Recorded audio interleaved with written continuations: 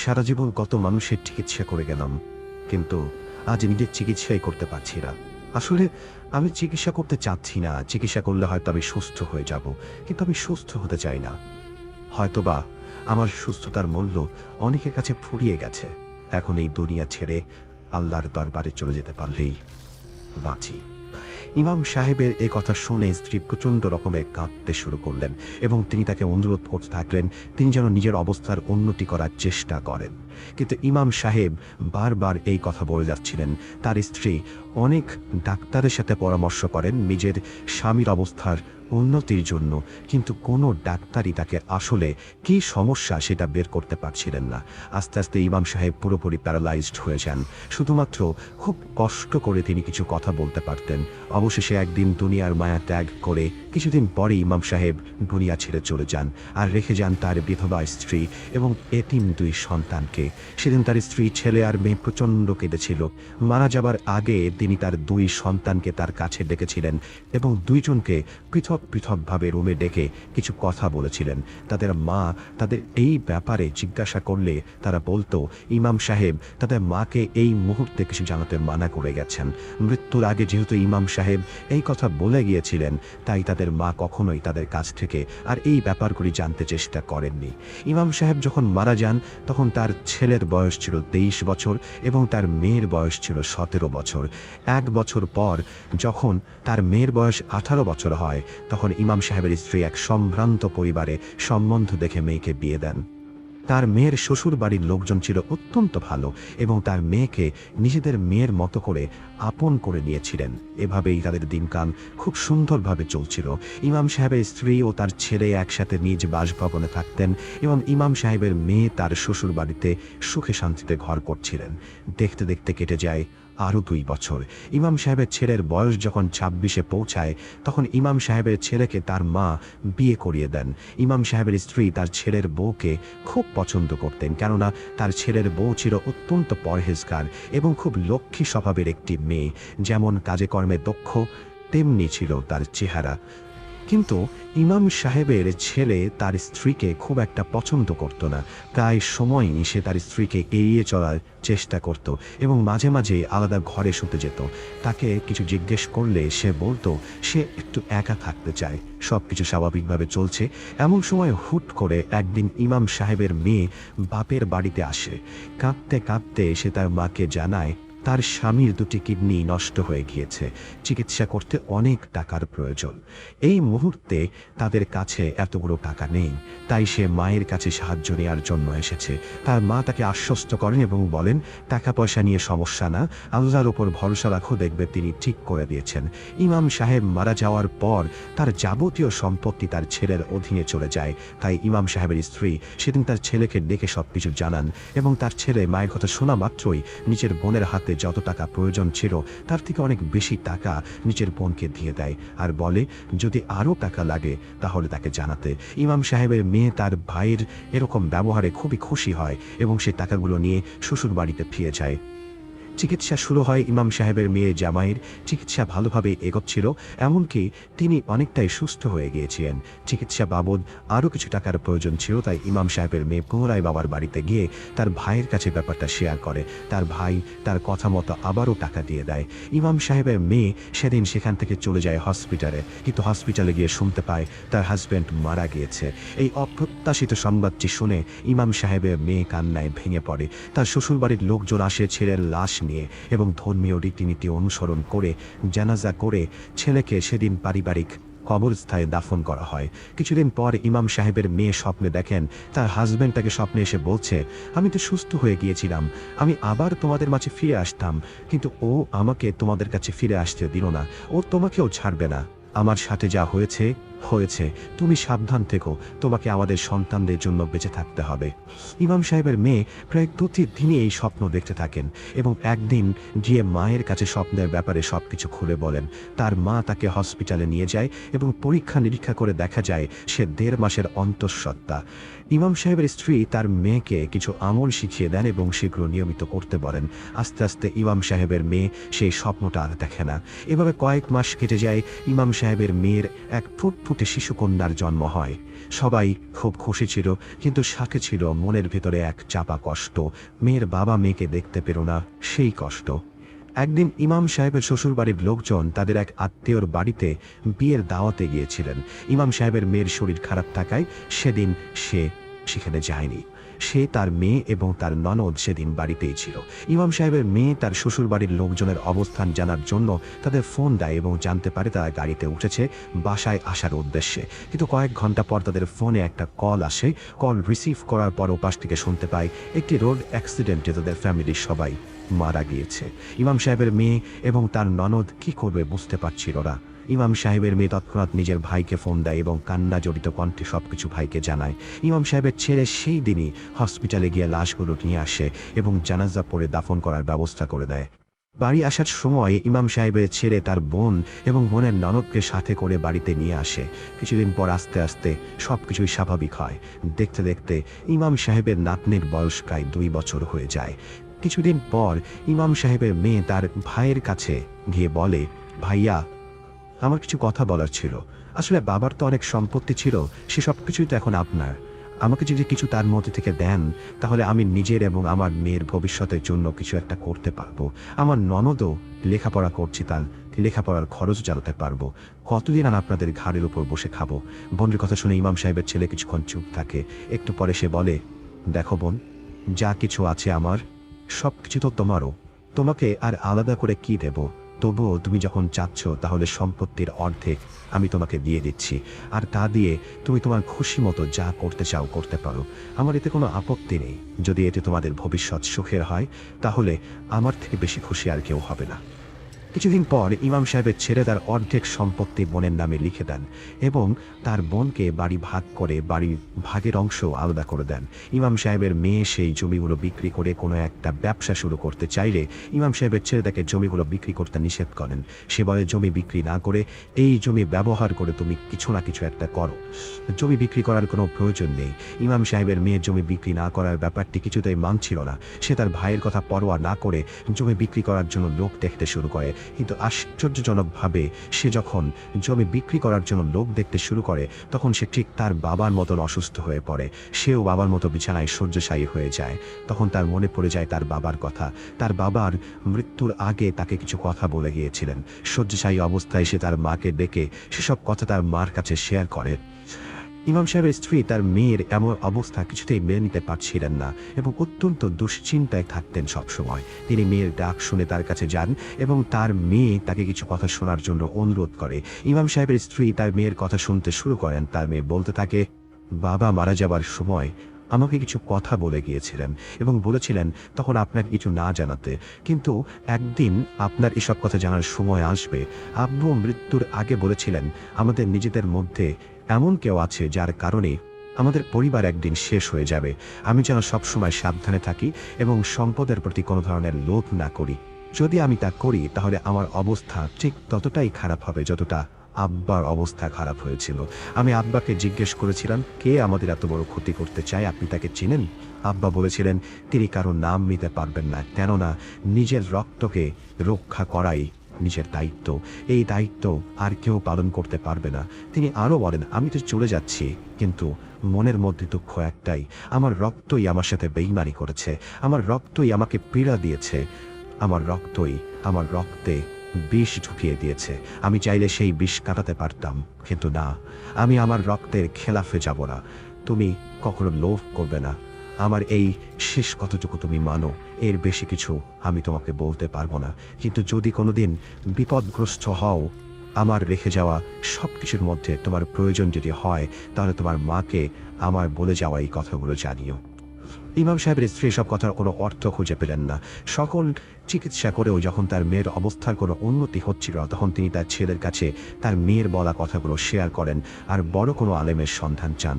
তার ছেলে কিছুদিন পর এক বিজ্ঞ আলেমের সাথে তার মায়ের যোগাযোগ করিয়ে দেয়। আলেমের কাছে সবকিছু কথা খুলে বলেন এবং আলেম 2 দিন পর তার বাড়িতে এসে সবকিছু দেখে যাবেন বলে কথা দেন। কথা মতো 2 দিন পর আলেম তাদের বাড়িতে আসেন। আসার পর আলেম ইমাম সাহেবের মেয়েকে দেখতে চান। ইমাম সাহেবের স্ত্রী ও তার ছেলে যখন আলেমকে নিয়ে তার রুমের দিকে যাচ্ছিল, তখন আলেম আলেম কিছুক্ষণ পর দাঁড়িয়ে পড়ছিল। ইমাম সাহেবের স্ত্রী তাকে দাঁড়িয়ে পড়ার কারণ জিজ্ঞেস করলে সে বারবার ইমাম সাহেবের ছেলের দিকে তাকিয়ে বলছিল, আপনি আমাকে দ্রুত আপনার মেয়ের রুমে নিয়ে যান। মেয়ের রুমের সামনে এসে ইমাম সাহেবের ছেলে ও স্ত্রী রুমে প্রবেশ করে আর আলেমকে ভেতরে আসতে বলে। আলেম বললেন, আমি রুমে ঢুকতে পারবো না, এই রুমে পিশাচের উপস্থিতি রয়েছে। ইমাম সাহেবের স্ত্রী এই কথা শুনে অত্যন্ত ভয় পান এবং তাকে জিজ্ঞাসা করেন, এইখানে পিশাচ এরও কোথা থেকে? আলেম তখন ইমাম সাহেবের স্ত্রীকে বলেন তিনি এত কিছু জানেন না, কিন্তু তিনি জানার চেষ্টা করবেন। এই কথা বলে আলেম চলে যান। কিছুদিন পর আলেম ইমাম সাহেবের স্ত্রীকে ফোন করে তার সাথে দেখা করতে বলেন, কিন্তু এবার আলেম ইমাম সাহেবের স্ত্রীকে আলেমের বাড়িতে গিয়ে দেখা করতে বলেন। আলেমের কথা মতো ইমাম সাহেবের স্ত্রী আলেমের বাড়ি যান। আলেম ইমাম সাহেবের স্ত্রীকে বসতে বলেন এবং বলেন, আপনাকে আমি যে কথাগুলো কিভাবে বলবো সেগুলো আপনার বিশ্বাস নাও হতে পারে, কিন্তু আপনার মেয়েকে বাঁচাতে হলে এই নির্মম সত্য আপনাকে মেনে নিতে হবে। যদি আপনি আমার কথা মিথ্যা মনে করেন তাহলে দয়া করে আমার কথা শোনার পর আমার সাথে আর যোগাযোগ করার চেষ্টা করবেন না। আপনার মেয়েকে কালো জাদু করা হয়েছে। আপনার মেয়েকে ঠিক সেই কালো জাদু করা হয়েছে যার কারণে আপনার স্বামী মারা গিয়েছিল। আপনার স্বামীর এতটুকু ক্ষমতা ছিল যে সে নিজেকে আরোগ্য করতে সক্ষম ছিলেন, কিন্তু সেটা তিনি করেননি। কেননা সেটা যদি তিনি করতেন তাহলে আপনার ছেলে মারা যেত, কারণ এইসব কালো জাদু করেছে আপনার ছেলে নিজে। এই কথা জানার পর আমি নিজেই নিজের কানকে বিশ্বাস করতে পারছিলাম না। তাই আপনাকে বললাম, আপনি যদি আমার কথা বিশ্বাস না করেন তাহলে আমার কিছু করার থাকবে না। আমি কিছুতেই মেনে নিতে পারছিলাম না যে এমন একজন পরহেজগার মানুষের ছেলে এই সব কাজও করতে পারে। এই কালো জাদু আপনার ছেলে করেছে আপনার স্বামীর পালা একটি জিনের মাধ্যমে। আপনার স্বামীর মোট 7টি জিন পালতেন, তার মধ্যে 3জন জিনকে তিনি অন্যের কাছে ছাড়িয়ে এনে নিজের কাছে এনে প্রতিজ্ঞাবদ্ধ করে ভালো করে রাখেন। সেই জিন 3টি সত্যিকার অর্থে ভালো হয়ে গিয়েছিল, কিন্তু তাদের মধ্যে একটি জিনের ক্ষমতার লোভ ছিল কিছুটা। সেই ক্ষমতার লোভকে কাজে লাগিয়ে আপনার ছেলে সেই জিনকে বশ করে। এই জিনের মাধ্যমে আপনার স্বামীর শরীরে বিষ প্রবেশ করিয়ে দেওয়া হয় এবং এই কাজটি আপনার ছেলে করে, আর এখন আপনার মেয়ের শরীরে প্রবেশ করিয়ে দিয়েছে সেই একই বিষ। যদি আমার কথা আপনি বিশ্বাস করেন তাহলে হয়তো আপনাকে আমি সাহায্য করতে পারবো, কিন্তু আপনি যদি আমার কথা বিশ্বাস না করেন তাহলে আমার কিছুই করার থাকবে না। আলেমের এই কথাগুলো শুনে ইমাম সাহেবের স্ত্রী তার মেয়ের কথাগুলো মনে পড়ে যায়। তার মেয়ের কথা অনুযায়ী তিনি এখন পরিষ্কারভাবে বুঝতে পারলেন তার ছেলেই সব কিছুর মূলে। তিনি আলেমের কথা বিশ্বাস করেন এবং আলেমকে সাহায্য করার জন্য অনুরোধ করেন। আলেম ইমাম সাহেবের স্ত্রীকে আগামীকাল তার মেয়েকে নিয়ে আসতে বলেন। ইমাম সাহেবের স্ত্রী সেদিনকার মতো সেখান থেকে চলে যান। বাসায় ফিরেই তিনি তার মেয়েকে সবকিছু জানান। তার কথা শুনে তার মেয়ে তাকে বলে, শেষবার যখন ভাইয়ার কাছে স্বামীর চিকিৎসার জন্য টাকা নিতে এসেছিল সেবার টাকা নিয়ে যাওয়ার সময় পেছন ফিরে সে দেখেছিল তার ভাইয়ের মুখে প্রচণ্ড রকমের রাগ, কিন্তু তখন সে এত কিছু বুঝতে পারেনি। ইমাম সাহেবের স্ত্রী তখন ছেলের বউকে ডাকেন এবং এই সব কিছু তাকে জানান। তিনি ছেলের বউকে জিজ্ঞাসা করেন সে তার স্বামীর মধ্যে কোনো ধরনের পরিবর্তন লক্ষ্য করতে পেরেছে কিনা। উত্তরে সে বলে সপ্তাহে 2 দিন সে থাকে আলাদা রুমে। তাকে জিজ্ঞাসা করলে সে কিছু বলে না, উল্টা রাগারাগি করে। আমি যখন রুমে নামাজ পড়ি তখন সে সেখানে অবস্থান করে না। আমাকে নামাজরত অবস্থায় দেখলে সে ঘরের ভেতরে প্রবেশ করে না।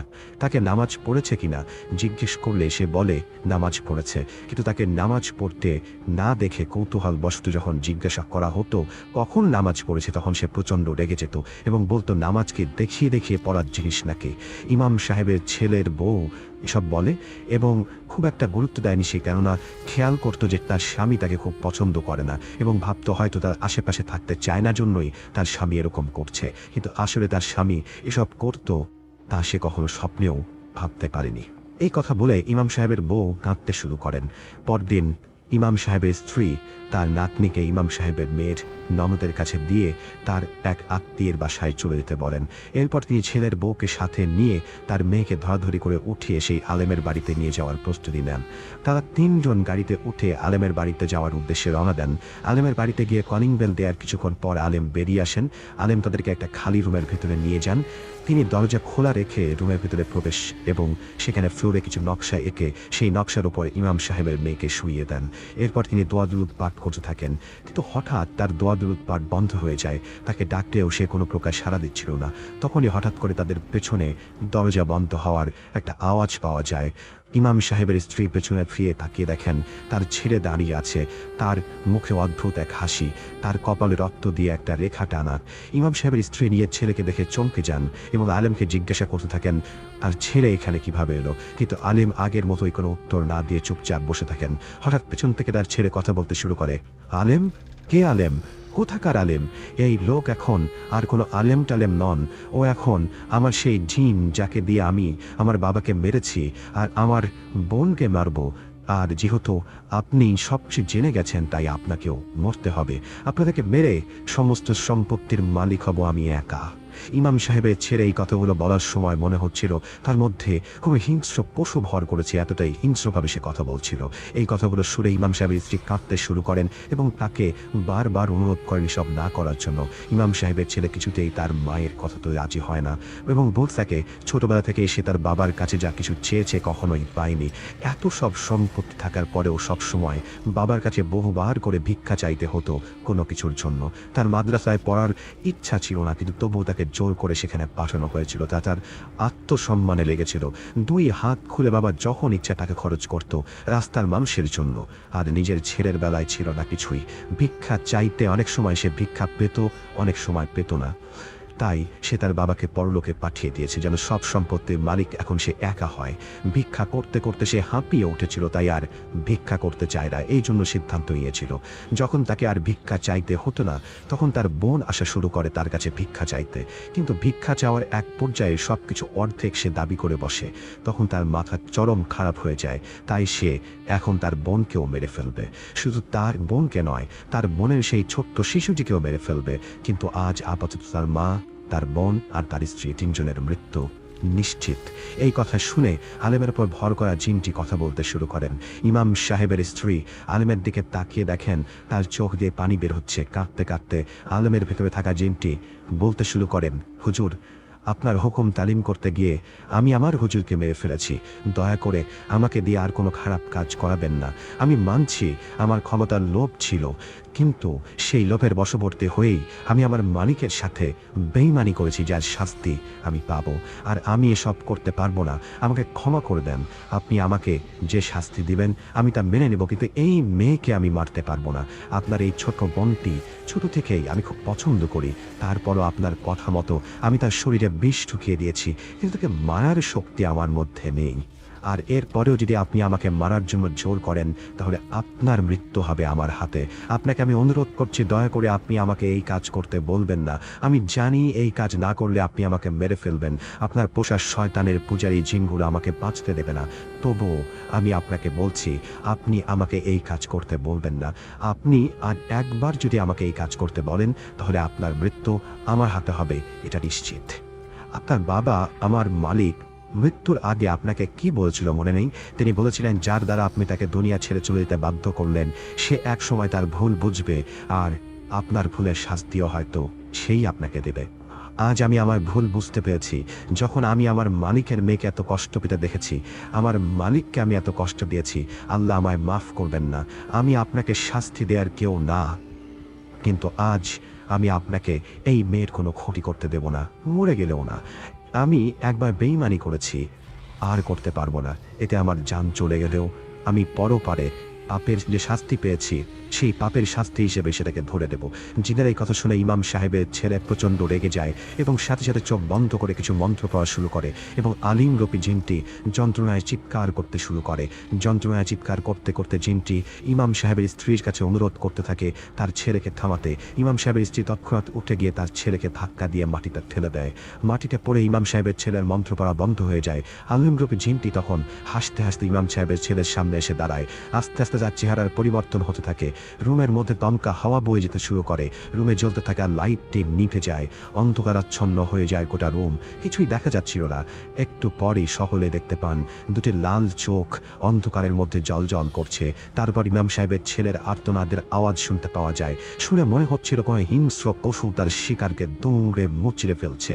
হাড় ভাঙার কটকট আওয়াজ পাওয়া যাচ্ছিল। কিছুক্ষণ পর ইমাম সাহেবের স্ত্রী সেই জিনের কণ্ঠ শুনতে পান। জিনটি তাকে বলে, এই রুমের কোনো কোনায় একটি শিশির ভিতরে ভেতরে আতর রাখা হয়েছে। এই শিশির আতরের গন্ধ শুকিয়ে দিলে তার মেয়ে ভালো হয়ে যাবে। এরপর সবকিছু শান্ত হয়ে যায়। ঘরের আলো জ্বলে ওঠে সবাই দেখতে পায় ইমাম সাহেবের ছেলে মাটিতে পড়ে আছে, তার গলাটি তার মাথা থেকে আলাদা করা, তার চোখে মুখে আঁচড়ের দাগ, রক্ত ঝরছে মুখ থেকে, তার পা ভেঙে উল্টে গেছে, তার একটা চোখের ভেতরে কাঁটা ঢুকে গেছে, আর কপালে যেখানে রক্ত লাগানো ছিল সেই জায়গাটা দেখে মনে হচ্ছে যেন পুড়ে গেছে।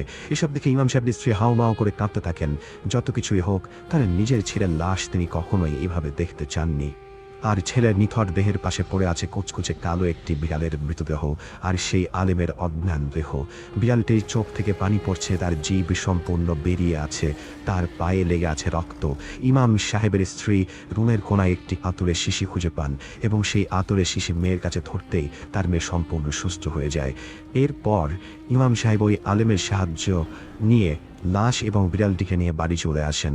এত সব জানি হলে তাদের অনেক ক্ষতি হতে পারে, এই ভেবে ইমাম সাহেবের স্ত্রী আলেমকে জানাজা পড়িয়ে লাশ দাফনের ব্যবস্থা করার জন্য অনুনয় বিনিময় করতে থাকেন। আলেম তার কথা মতো তার ছেলের লাশের জানাজা পড়ান আর দাফন করার ব্যবস্থা করেন এবং মৃত বিড়ালটির লাশ ইমাম সাহেবের কবরের পাশে দাফন করে দেন। এরপর খুব দ্রুত তারা সব জমিজমা বিক্রি করে সেখান থেকে চলে যান। পরবর্তীতে তাদের কারো আর কোনো খোঁজ পাওয়া যায়নি। ঘটনাটি আলেম ব্যক্তিটি আমার খালার স্বামী মানে আমার খালু হন। খালু খালাকে সব বলেছিলেন আর কাউকে বলতে মানা করেছিলেন। খালু মারা গেছেন 2 বছর আগে, তাই আমার বন্ধুর বাবা আমাদের সাথে ঘটনাটি শেয়ার করেছেন। এই ছিল আমার ঘটনা।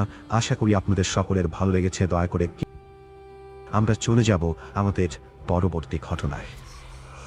আজ যার ঘটনা শেয়ার করব তার নাম মমিন। ঘটনাটা গাইবান্ধা জেলার কোনো এক শ্মশানের। ঘটনাটা যখন ঘটে তখন তিনি 20 বছরের যুবক। অদম্য উচ্ছ্বাস নিয়ে তিনি সহ আরো 2 বন্ধু পুরো এলাকা চষে বেড়ান। ঘটনা ঘটে এমনই এক জুলাই মাসে। চারিদিকে ফাঁকা ফসলি জমি, ছোট্ট একটা নদী বুক চিরে বয়ে চলেছে। সেই নদীর ছোট একটা নালার পাশেই বিশাল এক বটগাছ, যার নিচে দিনেও অন্ধকারাচ্ছন্ন। নালার ওপরে ছোট একটা ব্রিজ, তার পাশেই সেই বটগাছ, আর গাছের পাশেই শ্মশান। গাছের নিচে হিন্দু ধর্মের কিছু মূর্তি রাখা, সেগুলো বাঁশের বেড়া দেওয়া, তবে কিছু মূর্তি দেখে মনে হয় অনেক বছরের পুরনো এবং কিছু অংশ ভেঙেও গেছে। আর গাছের চারপাশের মাটিতে সিঁদুর ছিটানো। তার ভাষ্যমতে তার জন্মের পর থেকে এই গাছ এমনই দেখে আসছে। গাছের ডাল থেকে শিকড়ের মতো লতা ঝুলে পড়েছে রাস্তায়। নিচ দিয়ে হেঁটে গেলে সেই শিকড় মাথার সাথে লাগে, তারপরেও কেউ তা কাটে না। কথিত আছে কোনো এক লোক এই গাছের একটা ডাল কাটে, তখন সেই কাটা অংশ দিয়ে কয়েক ফোঁটা তাজা রক্ত বের হয়। এরপরে সেই লোক নাক মুখ দিয়ে রক্ত বের হয়ে মারা যান। তখন থেকে এই গাছের ডাল ভেঙে পড়ে থাকলেও কেউ নিয়ে যায় না, ওখানেই পচে মাটিতে মিশে যায়। আশেপাশের 1 কিলোমিটারের মাঝে কোনো বাড়ি নেই। সারাদিন বয়ে চলা বাতাসের শব্দ, আর এছাড়া নীরবতা ভাঙার কোনো উপকরণ নেই আশেপাশে। এক বিকেলে তিনি হাঁটতে হাঁটতে সেই ব্রিজের উপরে এসে দাঁড়ান। নদীতে তখনও বন্যার পানি আসেনি, কিন্তু টানা কদিনের বৃষ্টির পানিতে নদীর অর্ধেক ভরে গেছে, আর নালায় তখন কোমর সমান পানি। তিনি ব্রিজের উপরে দাঁড়িয়ে এক দৃষ্টিতে তাকিয়ে আছেন জ্বলতে থাকা একটা চিতার দিকে। একটু দূরেই একটা লাশ পোড়ানো হচ্ছে। একজন একটা বাঁশ দিয়ে চিতাটা খুঁচিয়ে খুঁচিয়ে ঠিক করে দিচ্ছে, যেন ভালো করে পুড়ে যায় সব। আর একদল লোক পাশে ঢোল নিয়ে কিছু না একটা বলে চলেছে। সূর্য তখন হেলে পড়েছে পশ্চিম আকাশে। সন্ধ্যার লাল আভা ছড়িয়ে পড়েছে। হালকা বাতাস, চিতার কাঠপোড়ার শব্দ আর সাথে ঢোলের বাদ্য এক মোহনীয় পরিবেশ তৈরি করেছে। হঠাৎ একটা দমকা গরম বাতাস এসে লাগলো তার গায়ে। এতক্ষণে তিনি খেয়াল করলেন প্রায় সন্ধ্যা নেমেছে, এখন বাড়ি ফিরতে হবে। গ্রামে তখন কদিন টানা বৃষ্টিতে ফসলের মাঠেও হাঁটু পানি জমে গেছে। চারিদিকে মাছ ধরার হই পড়েছে। গ্রামের মানুষ রাতে কেরোসিন তেলের মশাল আর ব্যাটারির লাইট হাতে মাছ ধরতে যায়। মাছ ধরার নেশা তার সহ বাকি বন্ধুর একেবারেই কম না। তিনজন প্রায় প্রতিদিন মাছ ধরতে যায় রাতে। বাড়ির পাশে রাতে বের হলেই দেখা যায় মাঠের হাঁটু পানিতে অনেক মানুষ মাছ ধরছে। কেউ গুনগুন করে গান করছে তার সাথে। চারিদিকে একটু পর পর শুধু আলো। ক্যাটা দিয়ে তারা 3 বন্ধু মিলে কই, টাকি সহ অনেক মাছ ধরে প্রতি রাতে। কদিন পরে এক গ্রাম্য আড্ডায় তারা জানতে পারল নালার ওদিকে জমির অনেক মাছ নেমে গেছে। নালায় তাই প্রচুর মাছ পাওয়া যাচ্ছে। মাছ বেশি পাওয়ার আরও বড় কারণ হলো ওদিকে সেই গাছ আর শ্মশানের কারণে কেউ মাছ ধরতে যায় না।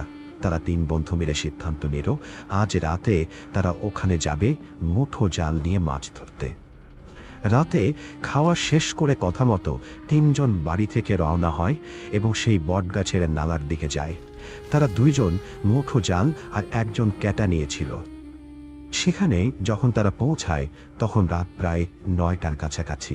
আশেপাশের জমিতে কোনো লাইট নেই, কোনো কোলাহল নেই, শুধু বাতাসের ঝাপটায় বটগাছের পাতার শব্দ ভেসে আসছে। তারা গাছ থেকে প্রায় 20 হাত দূরে মাছ ধরা শুরু করে। 3 জন মিলে 2-3টা ব্যাটারি লাইট তাদের কাছে। কথামতো মাছ পাচ্ছেও তারা অনেক। 3 জনেই খুব খুশি। মানুষ ভয়ে এদিকে আসে না, তাই সব মাছ এদিকে জমে আছে। প্রতিবার জালে প্রায় অনেক পরিমাণ মাছ ধরা পড়ছে। তারা নিজেদের মাঝে বলাবলি করছে এখন থেকে প্রতিদিন এখানে আসতে হবে মাছ ধরতে। তারা মাছ ধরছে আর বটগাছের দিকে এগিয়ে আসছে। মনে হচ্ছে ওদিকে আরো বেশি মাছ উঠছে জালে। তারা ব্রিজটা তখন পার করেছে। সামনে লাইট ধরতেই দেখলো একটা বাঁশ পুঁতে রাখা হাঁটু পানিতে তার মাথায় ছোট একটা লাল কাপড় টুকরো করে বাঁধা। সেটা বাতাসে উড়ছে।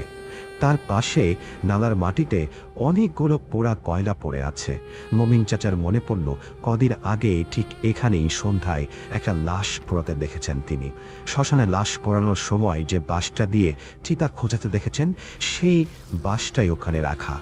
শ্মশানের লাশ পোড়ানোর পরে অনেকেই এমন লাল কাপড় বাঁশের মাথায় বেঁধে রেখে সেটা মাটিতে পতাকার মতো করে রেখে চলে যায়।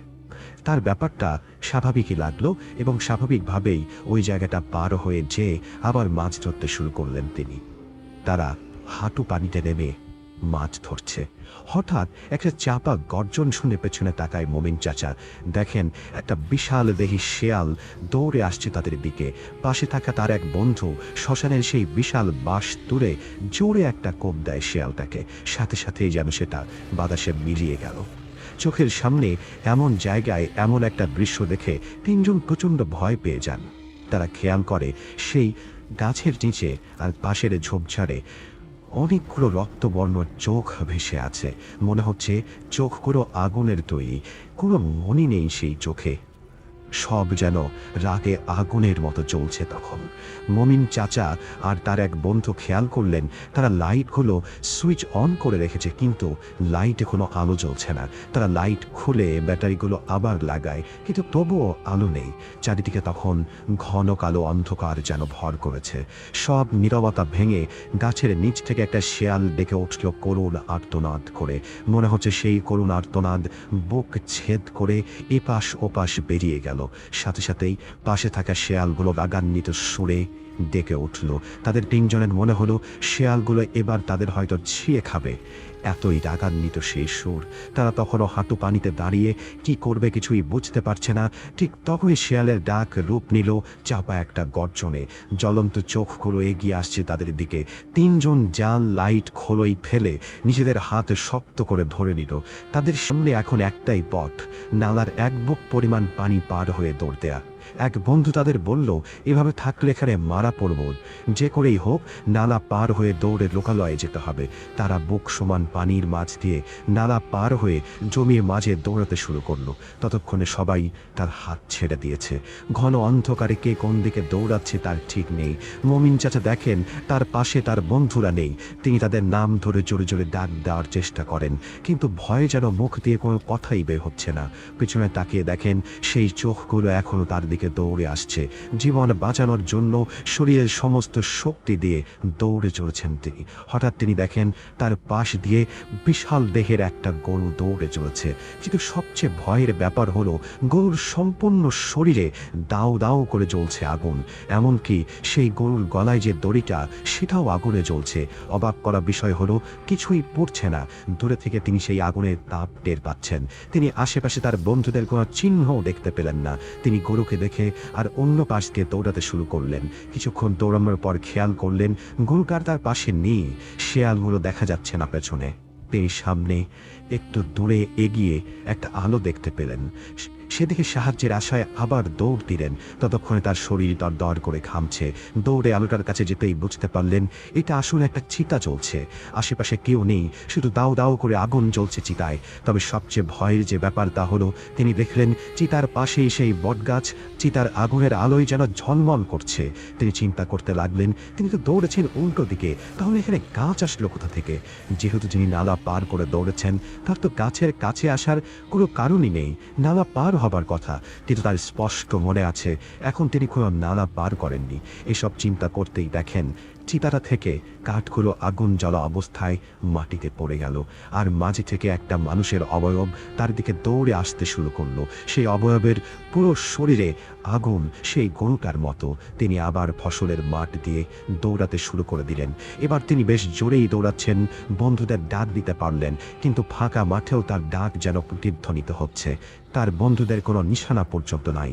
ঠিক কত সময় আর কোন দিকে দৌড়াচ্ছেন তার কোনো হিসেব নেই। তিনি যখন থামলেন দেখেন পেছনে আর কেউ নেই। তিনি দেখেন তার পাশে আবার সেই বটগাছ, আর তার নিচে একটা তেলের প্রদীপ জ্বলছে। এবার তিনি প্রচুর ভয় পাওয়া শুরু করলেন। তার কথায় প্রতিধ্বনিত হচ্ছে, আবার ঘুরে ফিরে সেই গাছের কাছেই আসছেন বারবার তিনি। তার বন্ধুদের কোনো খোঁজ খবর নেই কি হচ্ছে তার সাথে। এবার সে সাহস করেই গাছটার সেই প্রদীপটার দিকে এগোয়। গাছের কাছাকাছি যে তার জন্য চূড়ান্ত ভয় অপেক্ষা করছে এটা তিনি জানতেন না। তিনি যখন গাছটির দিকে এগোলেন দেখেন গাছের সেই ডাল থেকে ঝুলে থাকা শিকড়ের মতো লতার প্রত্যেকটির সাথে একটা করে গলায় ফাঁস দেওয়া লাশ ঝুলে আছে। তাদের শরীরগুলো এমনভাবে পোড়ানো, অনেককে দেখে একটা মাংসপিণ্ড ছাড়া আর কিছুই মনে হচ্ছে না। চারিদিকে মাংস পোড়া গন্ধে ভরে গেছে। মনে হচ্ছে এখনই পেটের ভেতরে সব কিছু মুখ দিয়ে বেরিয়ে আসবে। আবার ভয়ে তিনি দৌড়াতে শুরু করলেন উল্টো দিকে। আর তার শুধু মনে হচ্ছে এই গাছটাকে আমি আর দেখতে চাই না। কিছু দূর যাওয়ার পর তিনি অনেকগুলো উঁচু জমি দেখতে পান। সেই জমিগুলো ধানের বীজ লাগানো। তার মাঝ দিয়ে দৌড়াতে গিয়ে আবার কিছু প্রদীপ দেখতে পান তিনি। কিন্তু অবাক করা বিষয় হলো প্রত্যেক জমির মাঝে একটা করে কবর, আর প্রত্যেক কবরের পাশে একটা করে জ্বলন্ত প্রদীপ। তিনি যে কয়টি কবর দেখেছেন তার সবগুলোর মাঝেই একটা করে রক্তমাখা কাফন করা লাশ। লাশের রক্তে কাফনগুলো জায়গায় জায়গায় লাল হয়ে গেছে। তার চারপাশে এখন শুধু কবর আর কবর, আর পাশে একটা করে প্রদীপ জ্বলছে। তিনি আবারও দৌড়াতে শুরু করেন আর তার বন্ধুদের ডাকতে শুরু করেন। তিনি কান্না করতে থাকেন আর বারবার বলতে থাকেন, আল্লাহ আমাকে মাফ করে দাও। তার মনে হচ্ছিল এই রাত আর শেষ হবে না। এক অন্ধকারাচ্ছন্নময় কোনো এক জগতের মধ্যে হারিয়ে গেছেন তিনি। দিনের আলো দেখার জন্য এক প্রকার পাগল হয়ে গেছেন তিনি। দৌড়াতে দৌড়াতে পানির তীরের সাথে ধাক্কা খাওয়ার শব্দ শুনতে পান তিনি। সামনে এগোতেই পায়ের গোড়ালি পলিকাদায় ডুবে গেছে তার। তিনি এবার সেই নদীর পাড়ে এসে পৌঁছেছেন। কিন্তু সামনে দেখেন নদীতে আবার সেই প্রদীপগুলো দেখা যাচ্ছে। তিনি যখন এখানে এসে দাঁড়ান তখন তো এগুলো ছিল না। হঠাৎ এগুলো আবার আসলো কোথা থেকে? নদীর হালকা বাতাসে প্রদীপগুলো তার দিকে ভেসে আসছে। একটু কাছে আসতেই এবার তিনি খেয়াল করলেন কলা গাছের ভেলার ওপরে কবরের মাঝে দেখে আসা রক্ত মাখা সেই কাফন করা লাশগুলো, আর তার পাশেই জ্বলছে সেই তেলের প্রদীপগুলো। এবার লাশের মুখটা বের করা। তিনি অনেকটা স্পষ্ট দেখতে পারলেন সেই মুখগুলো আগুনে পোড়া। নদী গিয়ে এমন কলা গাছের ভেলা অসংখ্য লাশ বহন করে নিয়ে চলেছে অজানা কোনো উদ্দেশ্যে।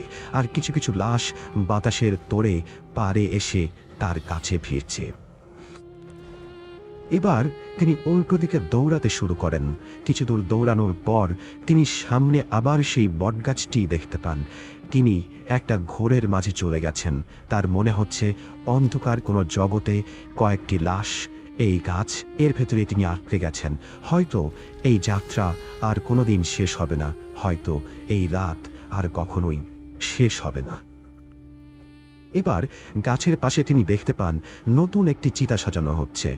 অনেক লোক মিলে চিতাটা সাজাচ্ছে। পাশে কাপড়ে ঢাকা বাঁশের চাটায়ের ওপর একটা লাশ।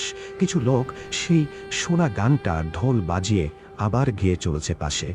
মমিন চাচা কি করছেন বা কি করবেন কিছুই বুঝতে পারছেন না। তার শুধু এখন একটাই চিন্তা, এখন দৌড়াতে হবে, কিন্তু কোন দিকে দৌড়াবে বা যাবে জানা নেই।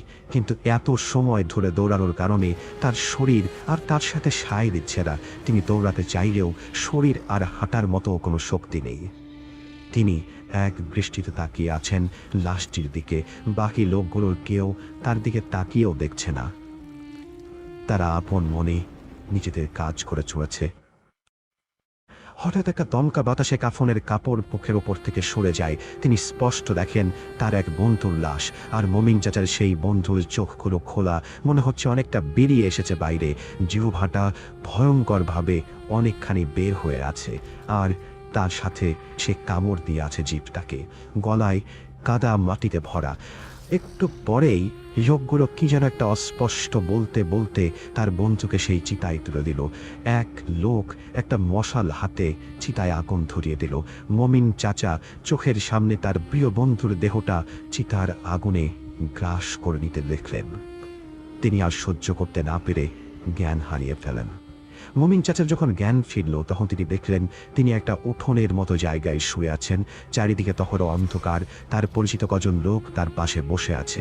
মমিন চাচা লাফ দিয়ে উঠে বললেন, আমি এখানে কোথায় এসেছি? মমিন চাচা দেখেন তার বাবাও তার পাশে। মমিন চাচার বাবা তাকে বলেন, তোরা সেই কখন মাছ ধরতে এসেছিস আর এখনো কোনো খোঁজ খবর নেই। আমরা ভাবলাম কিছু হলো নাকি, তাই তোদের খোঁজ করতে এসে দেখি তুই শ্মশানে অজ্ঞান হয়ে পড়ে আছিস নালার পাশে।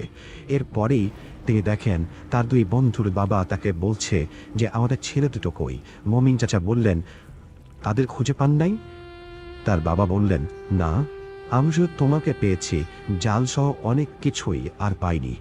মমিন চাচা তখন সব ঘটনা খুলে বলেন। সবাই মমিন চাচাকে ওই বাড়িতে আরও কজন সহ রেখে বাকি দুজন খুঁজতে বের হয়ে যান। অনেক খোঁজাখুঁজির পর এক বন্ধুকে পাওয়া যায় নালা থেকে একটু দূরে একটা ঝোপের মাঝে। সেও অজ্ঞান অবস্থায় পড়ে আছে, কিন্তু অপর এক বন্ধুকে অনেক খোঁজার পরেও পাওয়া যায় না। তারা বাধ্য হয়ে বাড়িতে চলে আসে। সকাল হলে দিনের আলোতে তারা আবার বের হবে খুঁজতে। যে বন্ধুকে ঝোপের মাঝে পাওয়া যায় তাকেও বাড়িতে আনা হয়। ভোরের দিকে তার জ্ঞান ফিরে আসে, কিন্তু সে জ্ঞান ফেরার পর থেকে সে ওপরের দিকে এক দৃষ্টিতে তাকিয়ে আছে, আর কোনো দিকেই দেখে না। সবাই তাকে জিজ্ঞেস করে কি হয়েছে তার সাথে, কিন্তু সে কোনো কথা উত্তর দেয় না, শুধু আকাশের দিকে তাকিয়ে থাকে। একজন তাকে ধাক্কা দিয়ে জিজ্ঞেস করেন, কিন্তু সে ফ্যাল ফ্যাল করে তাকিয়েই আছে। এরপরে ভোরের দিনের আলো ফোটার সাথে সাথেই সবাই মিলে বের হয় অপরজনকে খুঁজতে। মমিন চাচাও তাদের সাথে যান। কালকের সেই জায়গায় গিয়ে মমিন চাচা দেখেন সবকিছু একদম স্বাভাবিক, যেন রাতে এখানে কিছুই ঘটেনি। সকালের ঠান্ডা মৃদু হাওয়া শরীরে এসে লাগছে। জায়গাটা মনে হচ্ছে কত সুন্দর। এর এমন একটা অন্ধকার রূপ কি আসলেই থাকতে পারে, ভাবতে থাকেন মমিন চাচা। তারা শ্মশানে সেই গাছের পাশে নালার হাঁটু পানিতে তাদের জালগুলো দেখতে পান। নালা এবং তার দুপাশে ঝোপঝাড় তারা খুঁজতে খুঁজতে নদীর দিকে যায়। হঠাৎ একজন প্রচণ্ড জোরে চিৎকার দিয়ে ওঠেন। মমিন চাচা সহ সবাই সেদিকে দৌড় দেন। এরপরে তারা যা দেখেন, এই দৃশ্য কোনো বন্ধুর বা তার বাবার পক্ষে বোধহয় না দেখাই ভালো। তারা দেখেন মমিন চাচার সেই বন্ধুর গলা থেকে পুরোটা মাথা নদীর পলি কাদার মধ্যে ঢুকিয়ে দেয়া, ঘাড় থেকে পুরো দেহটা তার কাদার উপরে পড়ে আছে। দেহের চারপাশে কাদামাটি রক্তে লাল হয়ে আছে। মমিন চাচার এই বন্ধুই শ্মশানের সেই লাঠি দিয়ে শিয়ালটাকে কোপ মেরেছিল। কয়েকজন মিলে মাটি ওখানে থেকে তাকে তোলেন। তারপরে নদীতে নিয়ে কাদাগুলো ধুয়ে ফেলতে শুরু করেন। শরীর থেকে কাদা ধুয়ে ফেলতেই দেখা যায় শরীরে অসংখ্য আঁচড়ের দাগ। মনে হয় কোনো হিংস্র প্রাণী রাগে এত আঁচড় কেটেছে তার শরীরে। শরীরের কোথাও কোনো গভীর ক্ষতের দাগ নেই। মনে হচ্ছে কিছু একটা তার মাংস খুবলে নিয়েছে। এরপরে তার মুখটা ধুয়ে ফেলা হয়। মমিন চাচা সেদিকে তাকিয়ে চমকে ওঠেন। তিনি গত রাতে চিতার পাশে তার বন্ধুকে লাশ হয়ে ঠিক যেমন দেখেছিলেন আজ হুবহু সেরকমভাবে তাকে মনে হচ্ছে। তার চেহারাটাও সেরকম, চোখ জিহ্বা বের হয়ে আছে। তাদের তিনজনকেই বাড়িতে আনা হয়। মমিন চাচার এক বন্ধুকে কবর দেয়া হয়। আরেক বন্ধু উদাস হয়ে শুধু তাকিয়েই থাকে, কোনো কথা বলে না। সেদিনের পর থেকে সে আর কোনো কথা বলেনি। মমিন চাচা আর তার বন্ধুর চিকিৎসা করানো হয় এক হুজুরকে দিয়ে। মমিন চাচা আস্তে আস্তে সুস্থ হতে থাকেন, তার জীবন আবার স্বাভাবিক হতে থাকে। কিন্তু এর প্রায় 10 দিন পরে তার সেই বোবা হয়ে যাওয়া বন্ধুটাও মারা যায়। মমিন চাচা আমাকে বলেন তিনি এখনও তার সেই বন্ধু দুজনকে স্বপ্নে দেখেন। মাঝে মাঝে তিনি স্বপ্নে দেখেন তারা সেই গাছের নিচে নালাতে মাছ ধরছে। সেই হাসি খুশি তিনজন বন্ধু হঠাৎ ঘুম ভাঙলে দেখেন আর কেউ নেই, তিনি একা শুয়ে আছেন বিছানায়। মমিন চাচা কান্না ভিজা চোখে বলেন, যদি আমরা সেদিন রাতে ওখানে মাছ ধরতে না যেতাম তাহলে আজও ওরা বেঁচে থাকতো। আমার মতো বৃদ্ধ হতো ওরাও হয়তো। সেদিনের সেই রাতের জন্য তাদের হারিয়ে ফেলার ব্যথা হয়তো আমাকে এভাবেই তাড়িয়ে বেড়াতে হতো না। সেই অন্ধকারময় রহস্যে ঘেরা রাতে বাকি দুজনের সাথে কি ঘটেছিল তা আজও অজানা। তাদের এই করুণ পরিণতি ঠিক কী কারণে হয়েছিল তার ব্যাখ্যাও আজ নেই। কিন্তু সেই জায়গায় সেই গাছ এখনো দাঁড়িয়ে আছে তার অস্তিত্ব নিয়ে। কালের সাক্ষী সেই বট গাছ আমি দেখিনি, কিন্তু আমি যেন আমার কল্পনার চোখে সেই জায়গাটিতেই ঘুরে আসলাম। দেখলাম সেই বট গাছ, দেখলাম সেই নালা, দেখলাম সেই রাতের টুকরো টুকরো দৃশ্যগুলো। ভয়ে, আতঙ্কে, কেমন যেন অস্বস্তি নিয়ে আমি অনেকক্ষণ ভাবছিলাম যে আসলে কি ঘটেছিল সেই রাতে। ভয়ঙ্কর একটা ঘটনা শেয়ার করার জন্য অনেক অনেক ধন্যবাদ তুষার আপনাকে। আপনি